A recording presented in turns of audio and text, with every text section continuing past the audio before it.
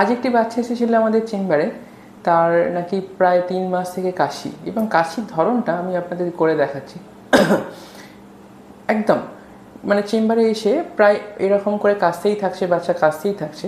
আমরা chest examination করে দেখলাম চেস্ট নর্মাল, বাচ্চার আগের বুকের ছবিও হয়েছে, সেগুলোও নর্মাল।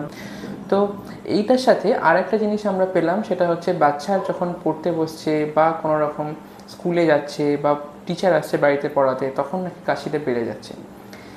এই যে সিমটমসটা হচ্ছে, এই সিমটমসটাকে আমরা মোটর টিক বলতে পারি। মোটর টিক কী জিনিস?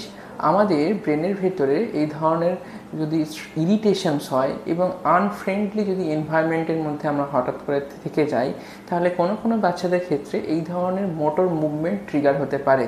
কোনো কোনো বাচ্চা এরকম করে গলা পরিষ্কার করে বা কোনো কোনো বাচ্চা করে নাকটা টানতে শুরু করে, বা কোনো কোনো বাচ্চা চোখটা এরকম করে তাড়াতাড়ি করে বন্ধ করে, চোখ চামটি দেয়। তো এই ধরনের সমস্যাগুলো বাচ্চাদের ক্ষেত্রে যদি হয়, তাহলে বাচ্চার কিন্তু স্ট্রেস লেভেল বেশি হচ্ছে, সেটা ধরতে হবে।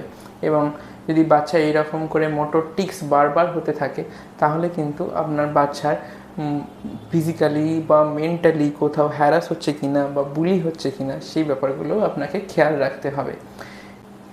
আচ্ছা, তো এইটা নিয়ে আমি একটা ছোট্ট জিনিস বলতে চাই। হিচকি বলে একটা সিনেমা আছে, অনেক দিনের পুরনো সিনেমা, রানী মুখার্জি অভিনীত। তো এই সিনেমাটা আপনারা ফর রেফারেন্স দেখতে পারেন। এখানে মোটর টিক এবং টরেট সিনড্রোম সম্বন্ধে যথেষ্ট ডিটেলসে আলোচনা করা আছে।